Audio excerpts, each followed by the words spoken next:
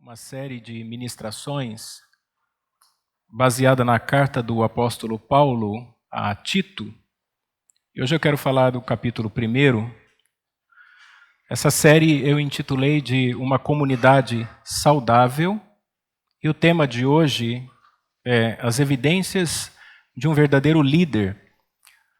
Eu estou muito feliz porque este ano nós conseguimos ministrar várias séries. Nós já estudamos e expomos várias cartas e livros. Fora isto, temas específicos, né? E também pelos estudos que nós temos tido durante a semana. Para os irmãos que não conseguem frequentar os estudos bíblicos de quinta-feira, nós já estudamos praticamente todos os livros do Antigo Testamento. Foram 36 semanas. Esta semana que vem agora, próxima quinta-feira, será a 37ª. Nós estudamos os livros do Pentateuco, estudamos todos os livros históricos, estudamos os poéticos e os 16 livros proféticos. Entre eles, 4 profetas maiores e 12 profetas menores. Quinta agora foi o 11º profeta menor, foi o profeta Zacarias. E na quinta-feira que vem será o profeta Malaquias. Então nós vamos fechar um ciclo de todo o estudo do Antigo Testamento. Isso é um grande privilégio, né? Depois nós vamos começar o novo. E também às terças-feiras nós estamos estudando e meditando e orando com os Salmos. Então nós estamos no Salmo 119, que é composto por todas as letras do alfabeto grego. E são 22 letras, só o Salmo 119. Então são mais de 3 anos que nós estamos meditando e orando com os Salmos.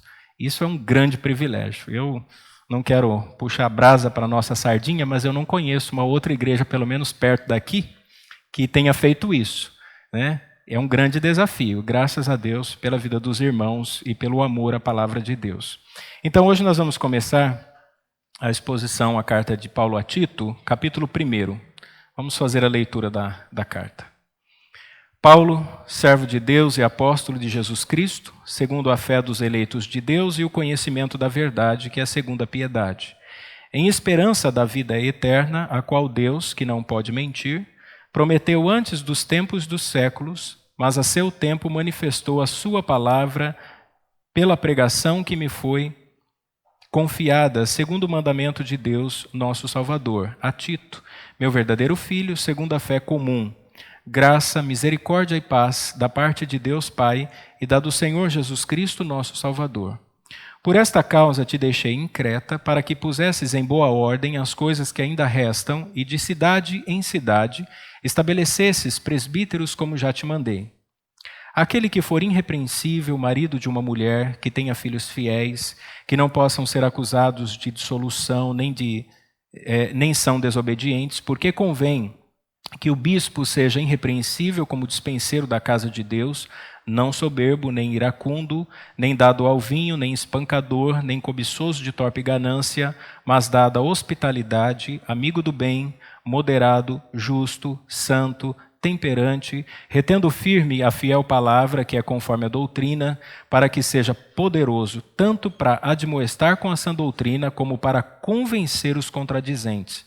Porque há muitos desordenados, faladores, vãos e enganadores, principalmente os da circuncisão, aos quais convém tapar a boca, homens que transtornam casas inteiras, ensinando que não convém por torpe ganância. Um deles, seu próprio profeta, disse: os cretenses são sempre mentirosos, bestas ruins, ventres preguiçosos. Este testemunho é verdadeiro. Portanto, repreende-os severamente, para que sejam sãos na fé, não dando ouvidos às fábulas judaicas, nem aos mandamentos de homens que se desviam da verdade. Todas as coisas são puras para os puros, mas nada é puro para os contaminados e infiéis. Antes, o seu entendimento e consciência estão contaminados. Confessam que conhecem a Deus, mas negam-no com as obras, sendo abomináveis e desobedientes e reprovados para toda a boa obra. Amém. Eu acredito que você, assim como eu, tem ouvido muito sobre crise. Esta é a palavra que está em alta. crise econômica, crise moral, crise política, crise na família, crise nas instituições, crise nos relacionamentos, crise na igreja. Muito se diz sobre crise. Mas há uma crise que pouco se observa, ou pouco se diz a respeito dela, que é a crise de referência. Nós estamos vivendo uma crise de referências. Nós não encontramos referências. As pessoas que lideram corporações, empresas, não são referências para nós. Políticos, por mais que façam coisas boas e que se destaquem, não são referências para nós. Líderes religiosos, tão prestigiados pela mídia, vez ou outra nós ouvimos alguma coisa que mostra que a integridade não existe. Também não são referências para nós. Nós estamos vivendo uma crise de referências. O apóstolo Paulo sabia disso. Ele, sem dúvidas, foi um dos maiores desbravadores do reino. Plantou muitas igrejas, pregou o evangelho, fundou igrejas em diversas cidades, mas o grande desafio de Paulo não foi simplesmente começar um trabalho nas cidades onde ele passou. O desafio dele se constituiu em organizar essa igreja de maneira que ela permanecesse fiel ao ensino. Porque Paulo não ia permanecer lá. Ele era um missionário, ele era um apóstolo, e ele foi para diversas cidades.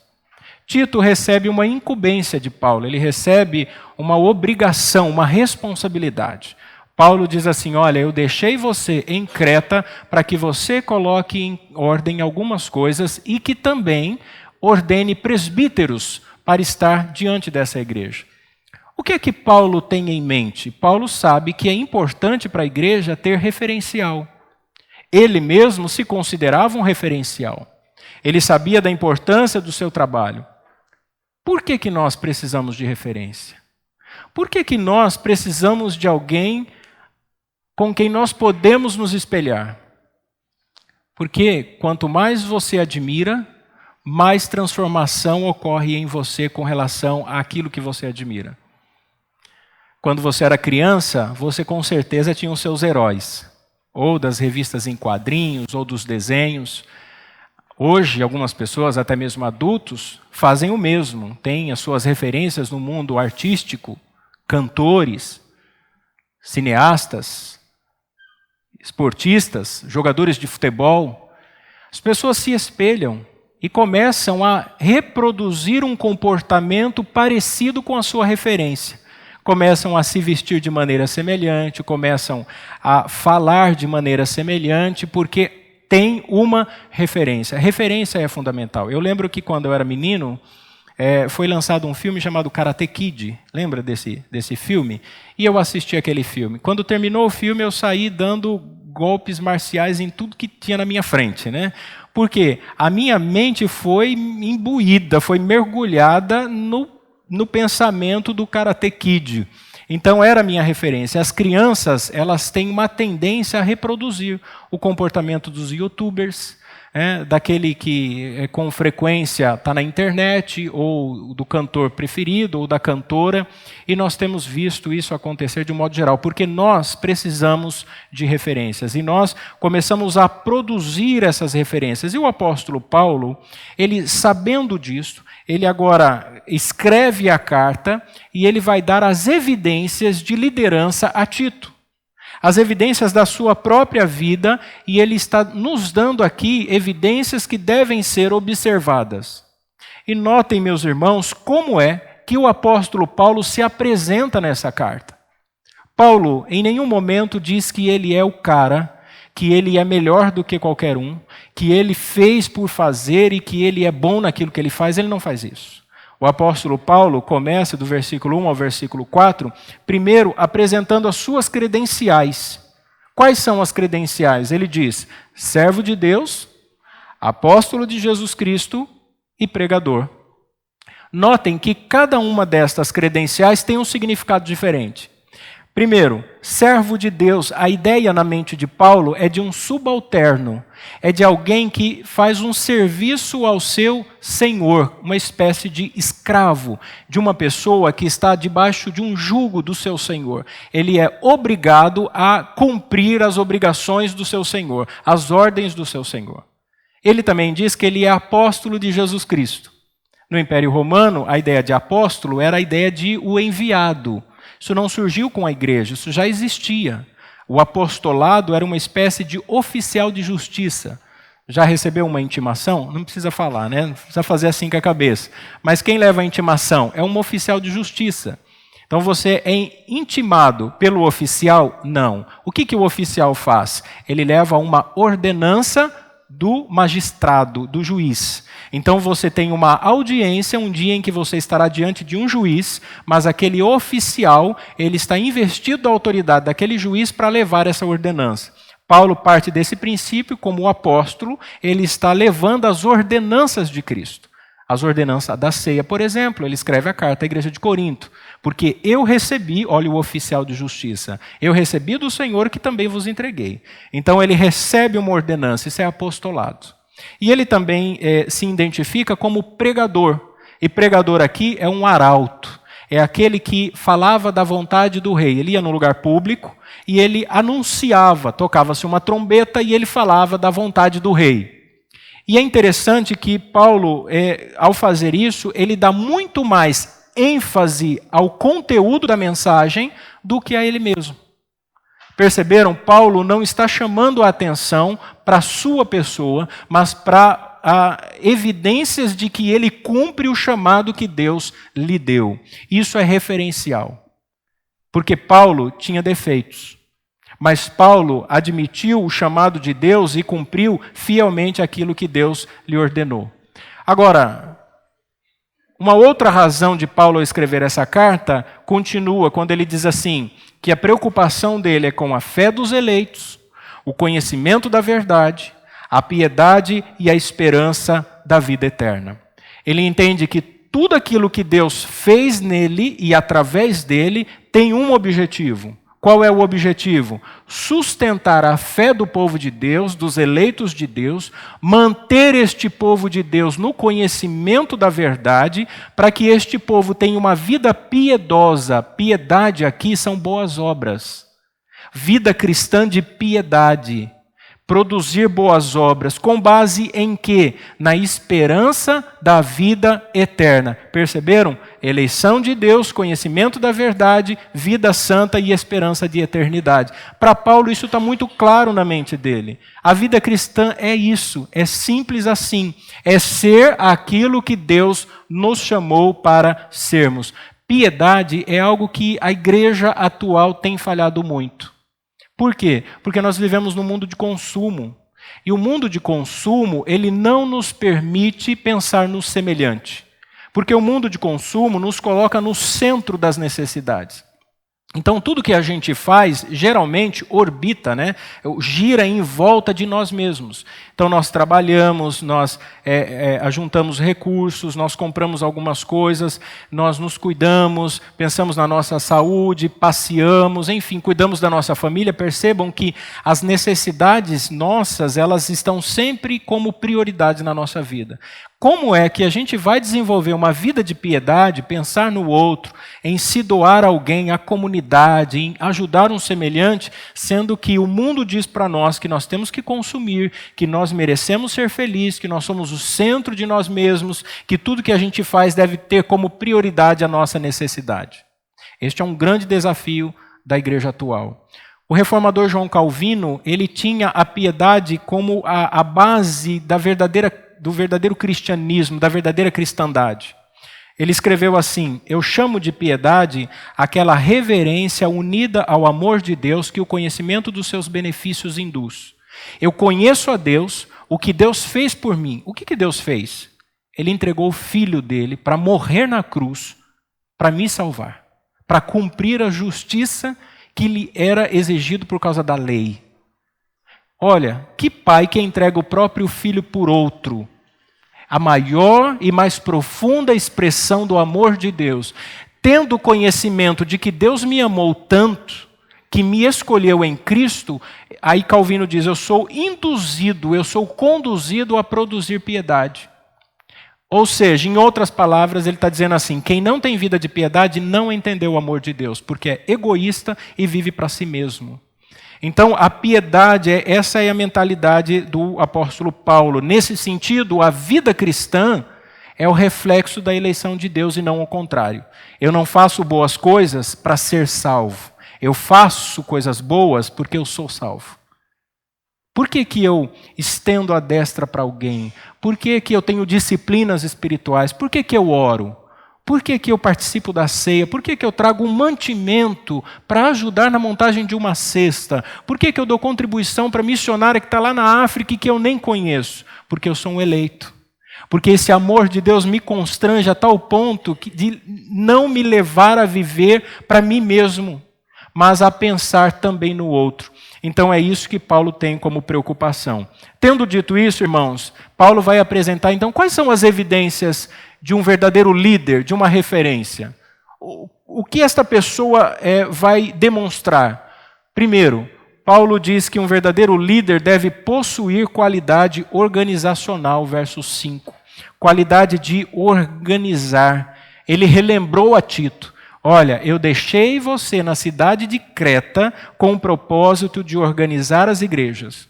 Então coloque em ordem estas coisas e principalmente a ordenação de ministros. Se nós pararmos um pouquinho aqui e pensar na preocupação de Paulo com relação à igreja, nós conseguimos fazer uma leitura do quadro da igreja atual. Qual era a preocupação de Paulo? Conhecimento das Escrituras, para que as pessoas da igreja tivessem uma vida saudável, uma vida piedosa. Uma igreja simples, mas centrada nas Escrituras. Paulo está dizendo assim, se vocês conhecerem a Bíblia, se vocês conhecerem a Deus, vocês vão produzir piedade. Então, Tito, levante ministros capazes de ensinar o povo. Por que que a igreja atual não consegue cumprir este papel? Porque falta ensino. O ensino é a base, é fundamental, em qualquer aspecto da sua vida. Por que que pessoas crescem em famílias desequilibradas e não têm bons relacionamentos? Porque não foram corretamente ensinadas. Você ensina uma criança, a adolescência, a juventude, a maturidade, o casamento, vai passando para os filhos.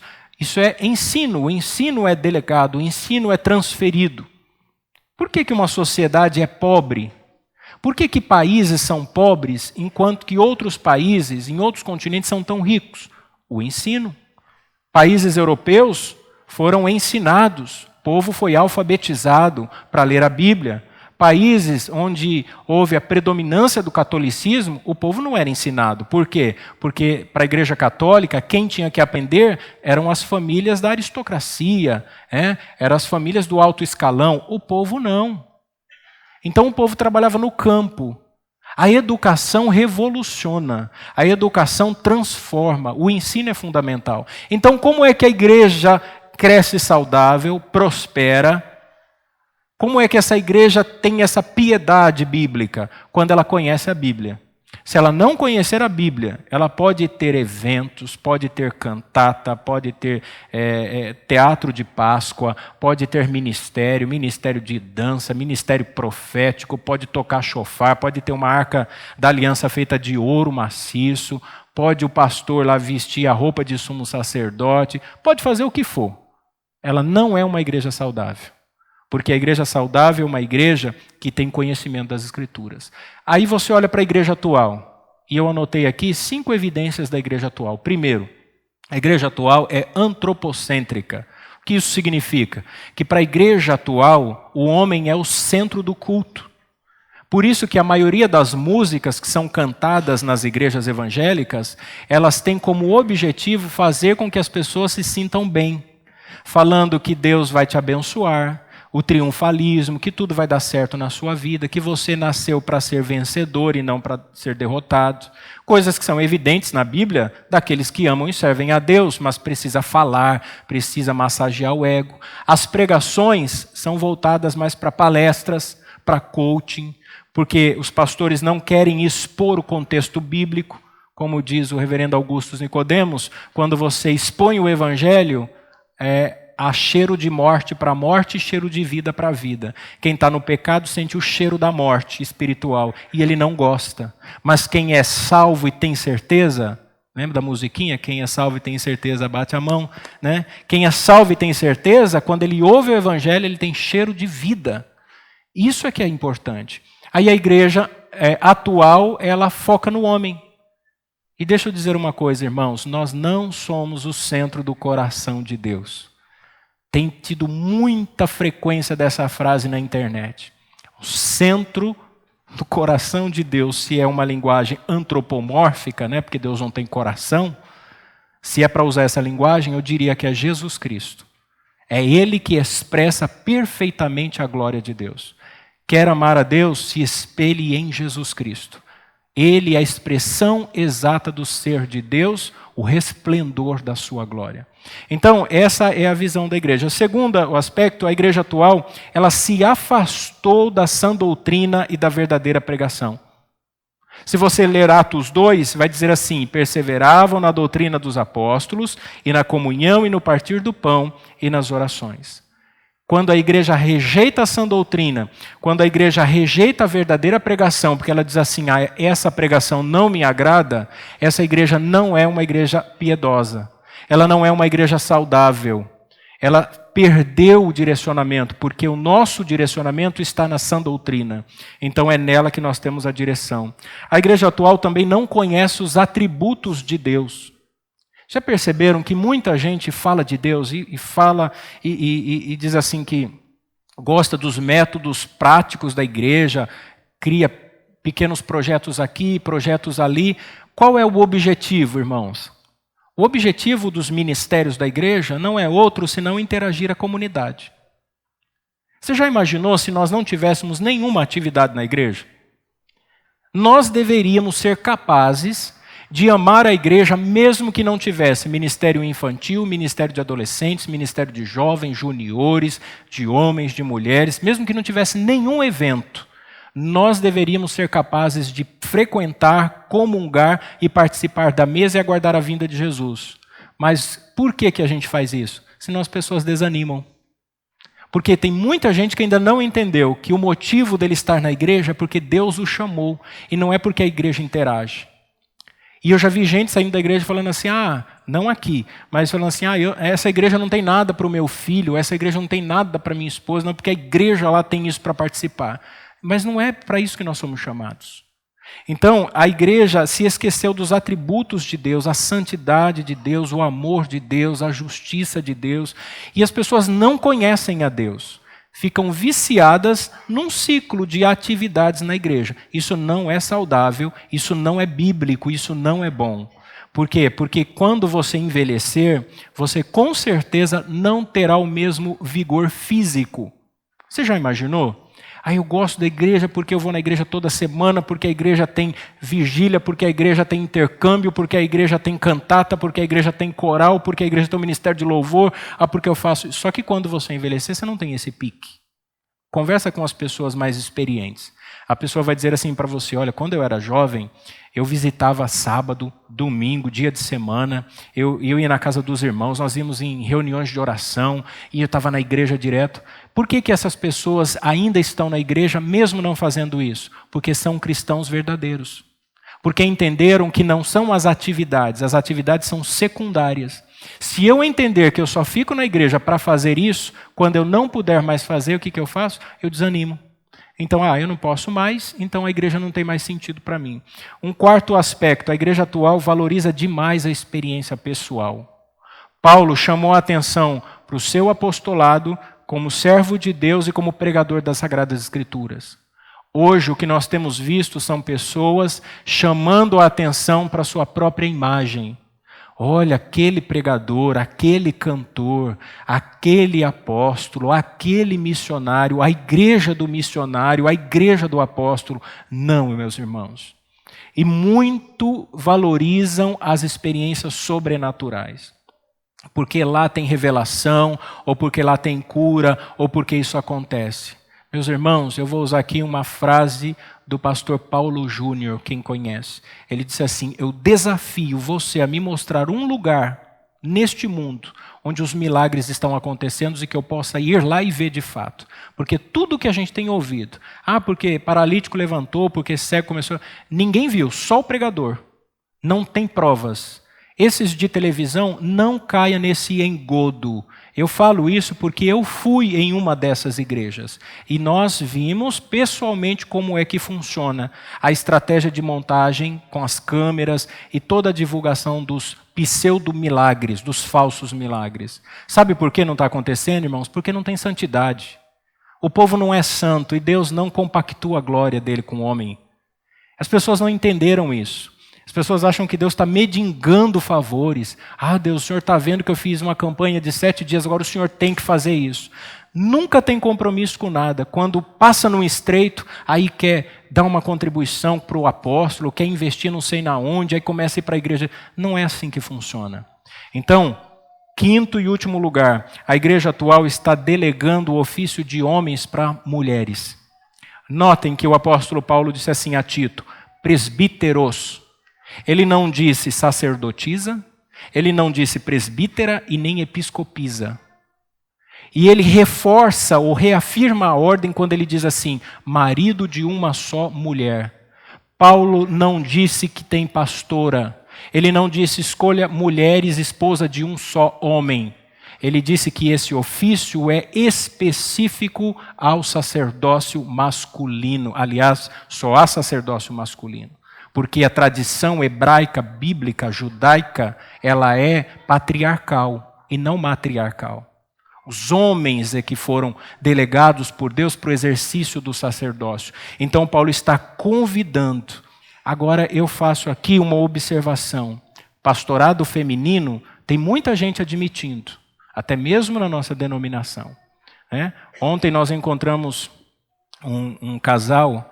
Ela é amiga da Patrícia há muitos anos, e ela falou: eu estou indo numa igreja assim e tal. E aí virou para a Patrícia e falou assim: você é pastora lá em Campinas? A Patrícia falou: não sou pastora, na igreja não tem pastora. Ela ficou impressionada com isso, porque na igreja dela tem pastora. Por que existe o ministério pastoral feminino? As pessoas nunca se perguntam: mas está na Bíblia? Não está. E como que se delega ou se ordena uma coisa que não está na Bíblia? Sabe por quê? Por causa do crescimento do movimento feminista. Século XIX para o século XX. Hoje o chamado empoderamento da mulher, delegar para a mulher a autonomia para que ela exerça a mesma função em igualdade de gênero masculino. Só que a Bíblia nunca diz que a mulher é inferior ao homem, mas que os ofícios são diferentes. A mulher tem respeito e simpatia quando ela exerce o seu ofício e o homem o seu. Mas o que a gente está vendo, irmãos, é uma falta de referência. Isso acontece porque a igreja evangélica no Brasil não tem homens de referência. Quer uma prova? Qual o ministério das igrejas, eu não vou falar só da nossa, mas de todas as igrejas evangélicas que você conhece, que tem maior participação de mulheres? Quem são os líderes em sua maioria nas atividades ministeriais? As mulheres. Quem que cuidam das crianças em quase 99,9% das igrejas? E olha que nós estamos falando de educação de crianças. O que você vai ter o resto da sua vida dentro da sua casa com seu filho é o que ele aprendeu ou ela aprendeu na igreja. Quem que ensina? As mulheres. Cadê os homens? Aqui, graças a Deus, tem presbíteros, tem uns homens aí que estão educando as crianças. Isso é lindo, é maravilhoso saber que os nossos pequeninos estão aprendendo. A Joana veio um dia falar para mim sobre o Pentateuco, o que ela aprendeu na escola bíblica dominical. Citou os 5 primeiros livros da Bíblia. Fiquei com medo dela me desafiar e eu perder o desafio. Isso é bom. Presbíteros, né? Um dia falou assim: papai, presbítero William, presbítero Fábio, são bons para dar aula. Eu falei: que legal, né? presbítero Fábio é bravo, precisa pôr lá, é isso aí, pôr autoridade na sala. Os homens não participam. Para fazer um evento com o Ministério de Homens, é uma sangria sem fim. Aí faz o churrasco, eles vão. Mas, irmãos, nós estamos perdendo a referência. Dentro dos lares, o que tem acontecido? Os homens não estão exercendo o papel que deveriam e as mulheres estão sofrendo. Então, este é o quadro geral da igreja, infelizmente. Um segundo aspecto sobre o líder é que, na visão de Paulo, um líder verdadeiro, ele possui qualificações para ser ministro. Não é qualquer pessoa. Ele tem qualificações, verso 6 ao verso 9. E Paulo vai fazer isso mudando suavemente a palavra presbítero para bispo. É a mesma coisa. Mas por que ele faz isso? Porque ele não era a favor da igreja presbiteriana? Não. Que ele era anglicano? Não. É que ele entende que presbítero é alguém maduro na fé. E bispo, essa mudança suave, é aquele que é qualificado para ensinar na igreja, para exercer um ofício. Sabe o que eu aprendi? Que nem todo mundo que tem vocação pastoral precisa ser pastor, mas que todo pastor tem que ter vocação pastoral. Porque vocação e ofício são coisas diferentes.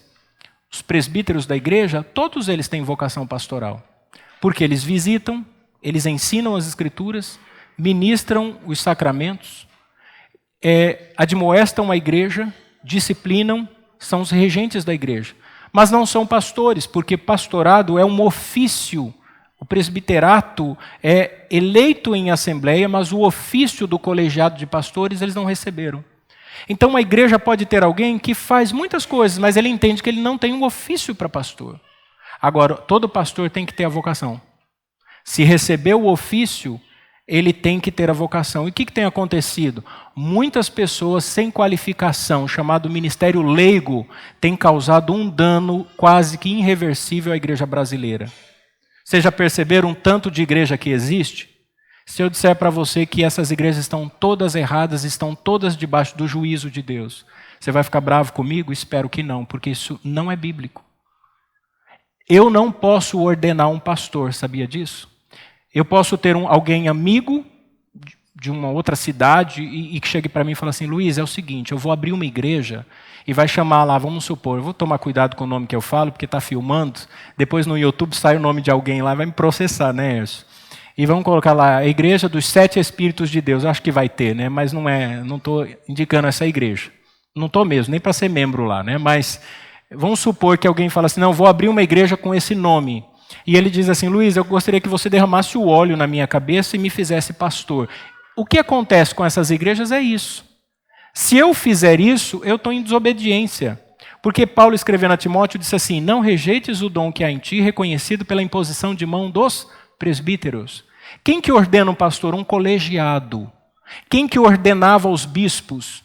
A igreja em Jerusalém reconhecia. Paulo, até o apostolado dele foi reconhecido por Pedro, Tiago e João. Impuseram as mãos sobre ele e Barnabé e os enviaram. Nem Paulo quis viver fora disso, que foi chamado por Deus. E o que a gente tem visto? Igreja X, igreja Y, igreja H, igreja não sei o quê, porque é gente que se levantou como pastor, aí coitado do desinformado, vai lá, recebe ceia, o camarada faz casamento, dá aconselhamento, aí recebe casado, recasado umas 50 vezes e separa, e daqui a pouco volta como pastor, e é uma bagunça. Essa pessoa fica com a mente poluída, porque ela não foi admoestada e ensinada corretamente.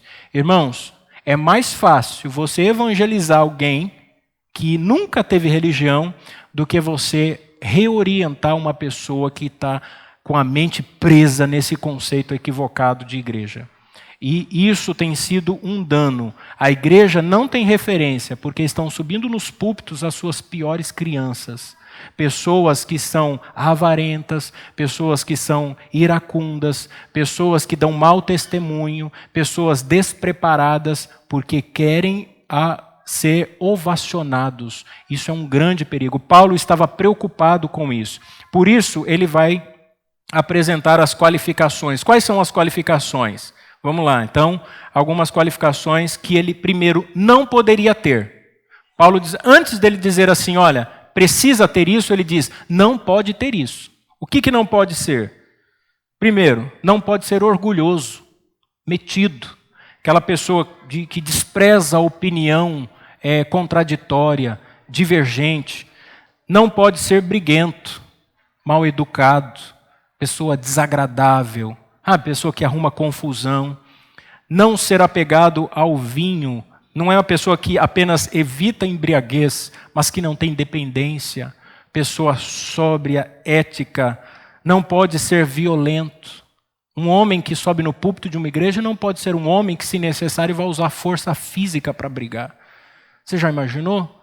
Entra alguém e começa, alguns vão lembrar do fato, e começa a xingar, e se larga o microfone e você parte para cima. Não, vamos brigar. Não pode, porque você é um embaixador de Cristo. Não ser ávido por lucro desonesto. Não pode ser uma pessoa avarenta, uma pessoa que só fica pensando em ganhar dinheiro. Por quê? Porque tudo que ele fizer, ele vai fazer com o fim de ganhar dinheiro. Então vai corromper a imagem da igreja. A igreja se corrompe, as pessoas se corrompem. Quando um pastor é corrompido por causa do dinheiro, os outros que vão se levantando como líderes são ambiciosos também. E falam assim, eu quero ser igual o pastor. Nós fomos comprar uma madeira para fazer um painel. E eu fui com o irmão Cido, diácono Cido, na casa de madeireira. E aí o Cido foi pesquisar o preço e ele falou assim para a vendedora, olha, capricha no preço que é para o pastor, tá?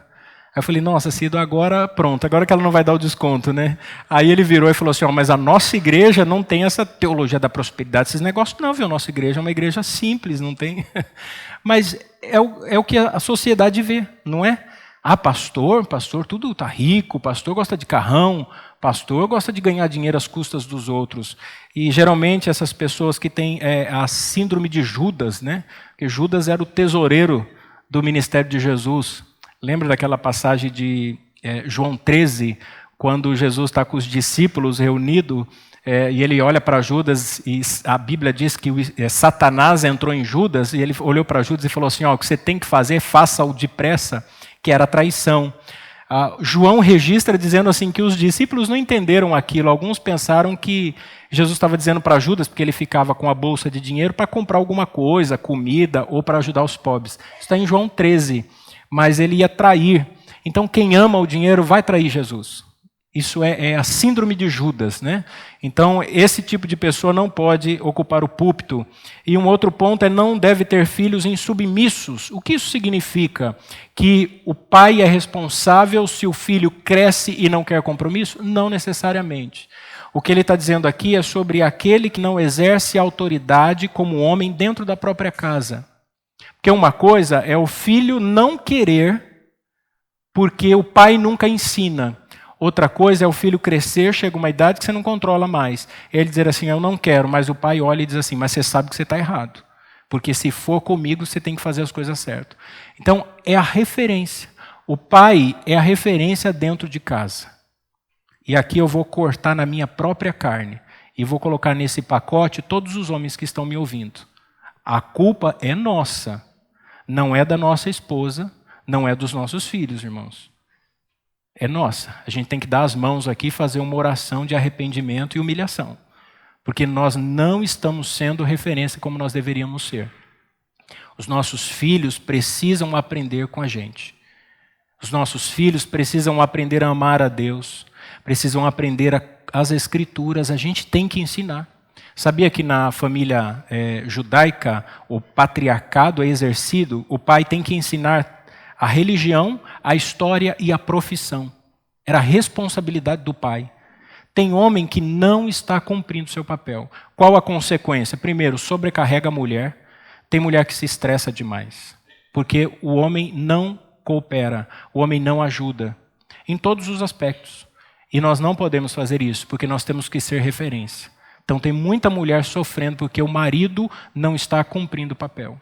Agora, é claro, existem certos aspectos, às vezes algum irmão chega e fala assim, pastor, eu não consigo, os filhos não cooperam, a esposa não coopera, mas aí a responsabilidade é deles. A responsabilidade é deles. E as irmãs e os filhos e filhas que têm o pai que é crente, que ama a igreja, valorize. Valorize. As irmãs que têm esposo, que não são crentes, sabem o quanto é difícil comungar a fé, estar com os irmãos quando o marido não acompanha. E às vezes tem mulher que tem um marido que é um exemplo e não valoriza. Não valoriza. 6 esposas que têm aí o marido na igreja, valorize isso. Porque o homem, quando dá para ser coisa ruim, é terrível. Né? Mulher que é casado com um homem complicado sabe do que eu estou dizendo. Então, tem que abraçar. Eu falo para a Patrícia, você tem que amar o seu marido.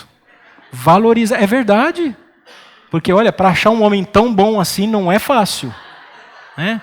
Um homem maravilhoso, um homem compreensivo, uma referência dentro de casa. Agora, se não obedecer, tem a palmatória e aí a gente conversa depois. Brincadeira, irmãos. Agora, Paulo vai falar sobre a importância e as qualidades que ele deve possuir. Então, quais são as qualidades? Olha só, ser hospitaleiro. O ministro deve ser hospitaleiro. Naquela época não tinha o espaço de culto. Não tinha o templo assim para congregar. Né? Eles não iam para o templo em Jerusalém, nem para a sinagoga. Então, o que eles faziam? Se reuniam nas casas. Hoje, você tem que ser hospitaleiro por ser generoso, gentil, educado, mas não há necessidade da reunião nas casas. Ser amigo do bem. Olha aí, piedoso, de novo, caridoso, preocupado. Eu fui com o presbítero William fazer algumas visitas e nós fomos na casa do irmão Leonel e da Elizabeth.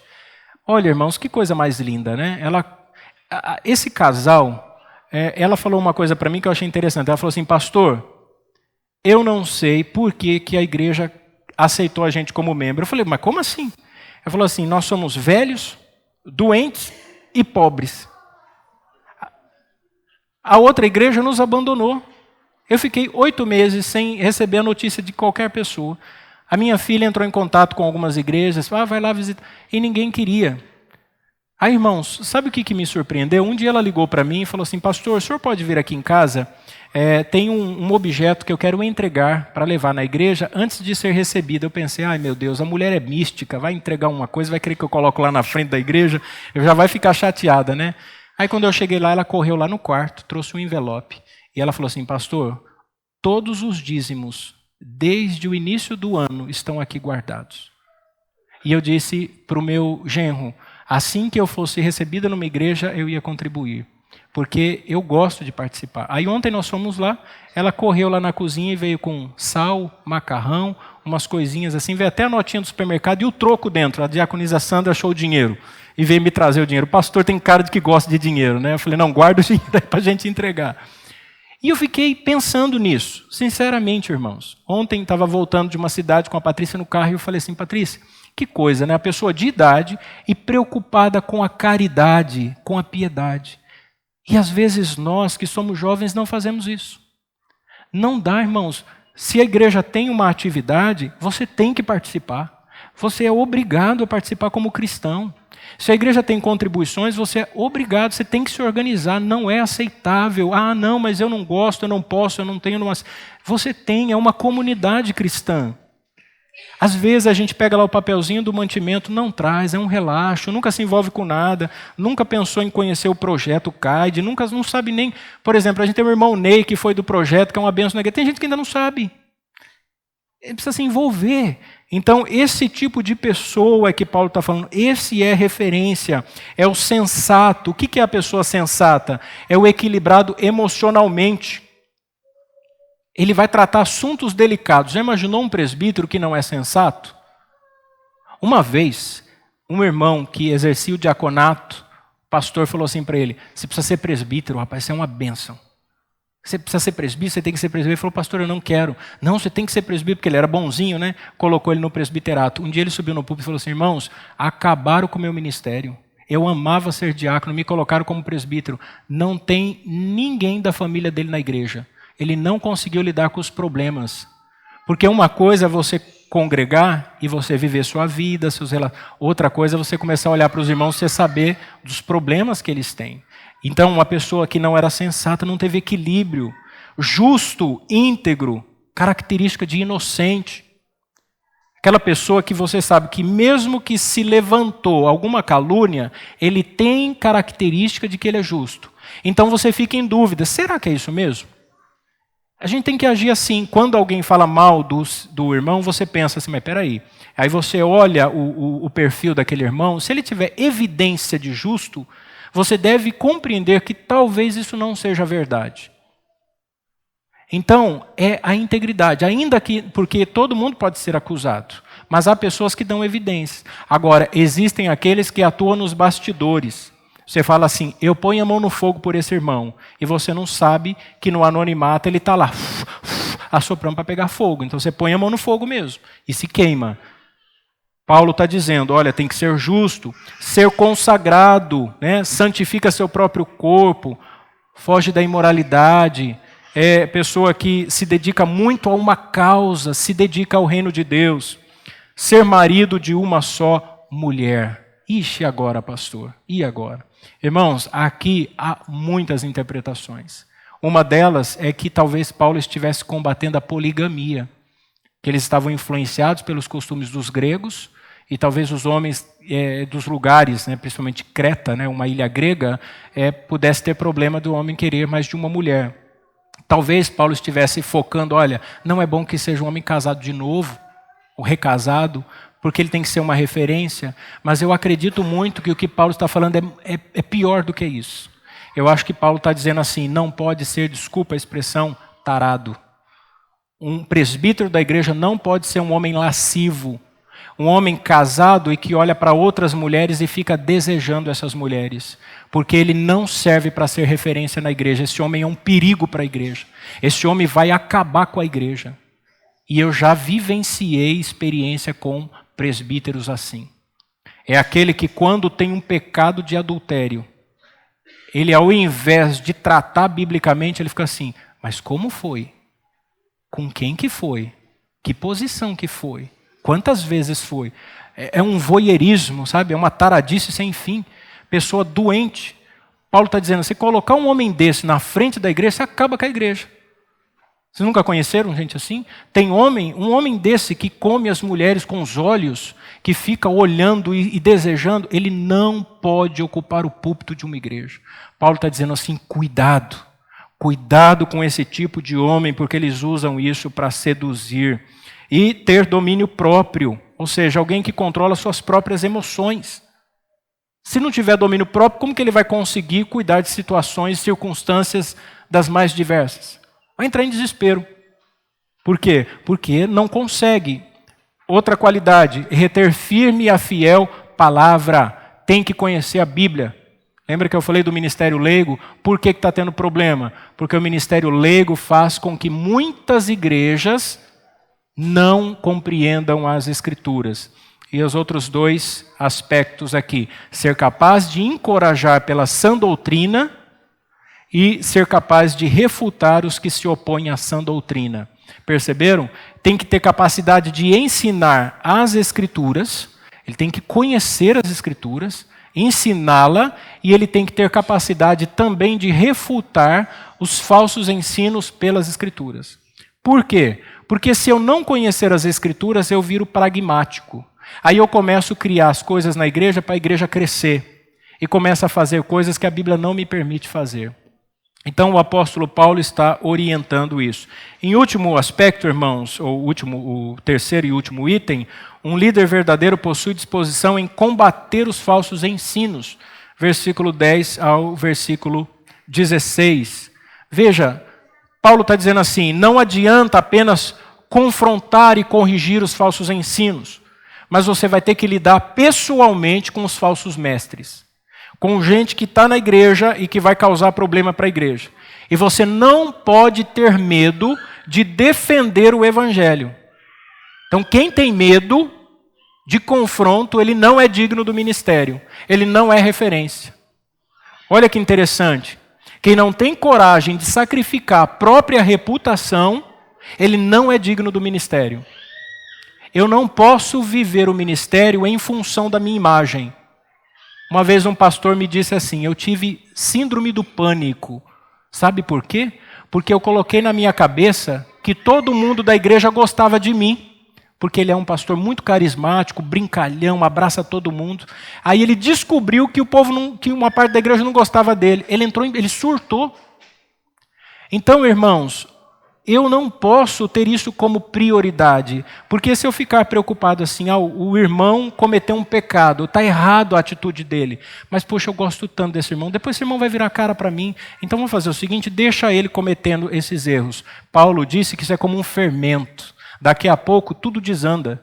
A igreja, como dizia pastor Manuel, é como um caminhão de mudanças em uma viagem longa, né?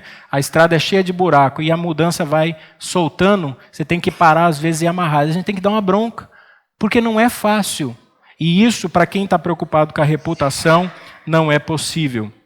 Versículo 10, porque há muitos desordenados, faladores, vãos e enganadores, principalmente os da circuncisão. Notem que Paulo está dizendo, olha, na igreja tem muita gente ruim. A igreja primitiva passou por dificuldades também. Quando eu li isso aqui, eu pensei, a igreja de Campinas é que não é. Mas tem em todo lugar. Desordenados, membros que não obedeciam à liderança, não se submetiam às ordens, não aceitavam de jeito nenhum. E esses desordenados, Paulo diz, são faladores, gostam de ficar falando sempre, e fica falando a mesma coisa, e fala, você já viu aquela pessoa que chega assim, viu? O que você achou aí do que aconteceu? Não tem nada a ver com o assunto, mas ele traz à tona. Aí ele vai no outro. Você viu lá o que o pastor falou? O que você achou daquilo? Falador, vai nas casas e fica falando, e liga, e manda mensagem, e grava vídeo. Ele não para, falador, irrita, vãos e enganadores. Paulo está dizendo, esses que fazem essas coisas, eles são vãos. O que é uma pessoa vã? Não tem conteúdo. Ele fala, mas você pergunta para ele assim, mas qual que é a solução? Eu não sei. Sabe aquele crítico do bom senso? Ele critica, mas ele não sabe qual é a solução. Então, ele é vão e enganador. E qual era o grupo que mais irritava Paulo? Paulo disse assim, principalmente os da circuncisão, porque estes impõem jugo sobre a igreja e tiram a verdadeira liberdade de Cristo, querendo fazer os irmãos virar judeu antes de virar cristão. Então, combata-os. Esses homens, verso 11, transtornam casas inteiras. Gente assim acaba com a nossa casa. Abre a porta da sua casa para gente falador, para enganador, para gente vã. Você vai ver o que vira sua família. Sua casa vira um centro de fofoca, de malcriação, de malfalação, e todo mundo começa a comentar daquele lugar. Então isso é muito perigoso, transtornam casas inteiras. Aí o verso 11, olha o exercício do líder. Tem que ser de pulso aqui. Aos quais convém tapar a boca. Paulo está dizendo, tapa a boca dessas pessoas. Por quê? Por causa da igreja, para que a igreja se mantenha firme, seja enérgico. E aí no verso 14, não dê ouvido às fábulas. Até no ensino judaico tinham fábulas e lendas, mitos. Está dizendo para Tito, não vá se perder nessas coisas não. Gente com história, contando, porque isso aconteceu, porque os livros apócrifos, de vez em quando aparece alguém assim, com um argumento novo, querendo, não, porque a igreja contemporânea, ela precisa entender, porque as escrituras... Não, irmãos, a Bíblia é isso. Os elementos reguladores de culto são esses. Passou disso aqui, invenção humana. Então a igreja tem que lutar pela verdade. Paulo chega na sua conclusão, dizendo que existe uma diferença entre justo e injusto. Então é assim que ele resume a Tito. Fica tranquilo, organiza a igreja, ordena os presbíteros, quem é de Deus, quem não é, não adianta. Por quê? Paulo diz assim, a partir do versículo 15 e 16. Na mente de Paulo, o injusto tem a mente corrompida. Então, tudo que você fala para ele já vai partir do entendimento corrompido, ele não vai aceitar a verdade. O justo tem a mente de Cristo, ele pensa nas coisas do alto. O injusto não consegue discernir a justiça de Deus. Você fala, mas ele finge que não é verdade, ele tapa os ouvidos para a verdade, e ele não quer aceitar o que você está dizendo. Por isso que Paulo diz assim, então, tapa a boca desse pessoal, não dá atenção para eles e segue o barco. Seja você referência e que os seus obreiros também o sejam. Então, eu quero fazer um desafio a você. Eu quero concluir fazendo um desafio para que você seja referência. E eu gostaria que você pensasse em referência, tendo como ponto de partida a sua própria referência. A quem você tem se dedicado em observar como referência? Quem é a sua referência? Pastor, fulano de tal, da televisão, da internet. Em quem você se espelha? Aí a outra pergunta, esta pessoa que você tem como referência faz com que você seja mais ou menos parecido com Cristo? Você pensou nisso? Eu gosto de falar isso para quem está na fase do namoro. Seu namoro faz você mais crente ou menos crente? Se fizer menos crente, seu casamento vai ser horrível. Não adianta. Você não vai conseguir servir a Deus com fidelidade. Sabe por quê? Porque homens e mulheres intensificam sua personalidade depois do casamento. Ninguém muda depois que casa, não. Tem gente que fala assim, mas o meu marido ou a minha esposa mudou depois que casou. Não, ele te enganava antes. E depois se revelou, porque ninguém aguenta, vai ficar a vida toda fingindo. Né? Então, quando namorava, era uma bênção. Depois que casou, virou uma maldição. Sofre. Então, pense em referências. Agora, você, marido, é referência para sua mulher. Mulher, você é referência para os seus filhos. E os seus filhos vão ser o quê? Você pode dizer para o seu filho assim, seja que nem o papai. Você pode olhar para a sua mulher e falar assim, bem, me imita. Pode seguir o meu exemplo. Fala para a Patrícia. Não consegue acompanhar? Vai, Patrícia. Tem que orar que nem eu. Lê a Bíblia como eu leio. Vamos lá, mulher. Mas ela é dedicada, é uma bênção. Seja referência. Assuma esse compromisso. Às vezes você fala assim, não, pastor, mas é um estresse lá em casa. Mas quem disse para você que casamento ia ser fácil? Quando você casou, você disse na alegria e na tristeza. Se é para brigar com a esposa e com os filhos, porque as coisas não estão dando certo, briga, ainda que fique todo mundo triste. Porque a gente é assim, né? A gente não gosta de deixar a família triste, mas pela causa correta tem que deixar. Eu vou concluir contando um exemplo. Quando eu trabalhava em farmácia, de vez em quando chegava um pai e uma mãe com um filho pequeno com uma infecção. E dizia assim, olha, o médico passou aqui uma ceftriaxona, um antibiótico injetável. Dói. Ih, rapaz, eu não sei o que eu faço. Eu falei, como você não sabe o que faz? Ou toma ou morre. Mas se o médico passou, tem que tomar. Mas vai doer demais, a criança vai chorar. Eu falei assim, mas o choro passa, a dor passa. Aí eu olhava para a criança e falava assim, você quer tomar injeção? Não. É lógico que não. Eu falava para o pai, entra na sala da aplicação, eu sei que tem enfermeiros aqui, segura as pernas e os braços da criança, deixa as nádegas visíveis e você ouvia os berros. Depois de algumas injeções, a criança estava bem. Às vezes chorava, mas depois sarava. Se você pegar uma criança de 5, 6 anos, ela está doente, você chega para ela e diz assim, olha, aqui tem um xarope para sua tosse, para expectorar a secreção. Esse xarope é amargo, é ruim de tomar, mas vai sarar você. Agora eu tenho aqui também um doce. Esse doce não vai fazer nada, só vai piorar a sua saúde. Mas é um doce tão gostoso. O que você quer? O xarope ou o doce? O que a criança quer? O doce. Por que você não faz isso? Porque você sabe que se você não tratar, o seu filho vai adoecer e morrer.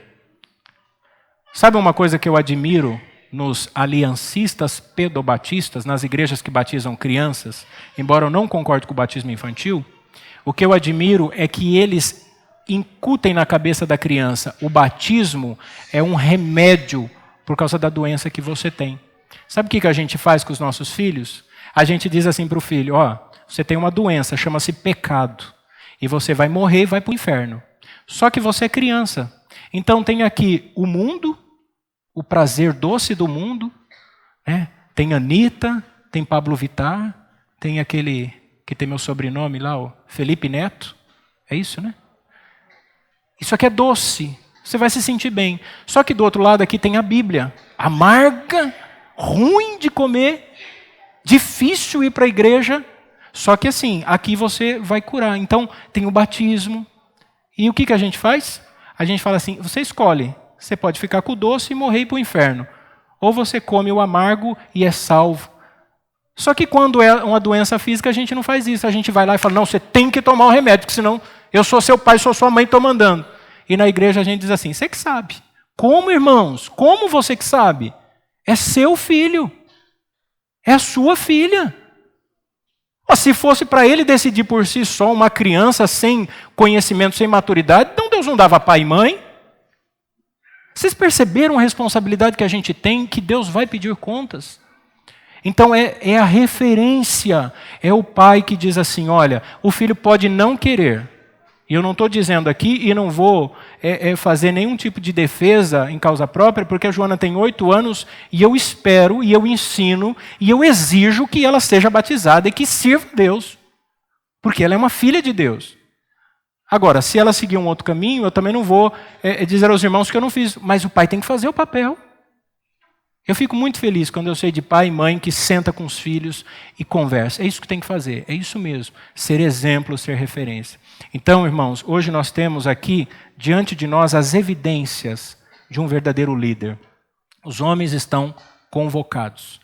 Quem ainda não tem filho, pensa bem, vai aumentar a responsabilidade. Quem já está no caminho aí, que tem um casal que está para vir beber aí, vai aumentar a responsabilidade. Eu vou puxar a orelha, hein? É assim, irmãos. Quem está namorando, se vai casar, pensa no que faz. E quem está casado, cuide para não separar. Casou, aguenta essa mulher, aguenta esse marido. Agora tem uma coisa, irmãs, ajuda também o marido. Acompanhe o marido, pelo amor de Deus. Escutem os seus maridos, orem com eles. Não desgastem, porque a vida já não é fácil. Os homens também ajudem as mulheres.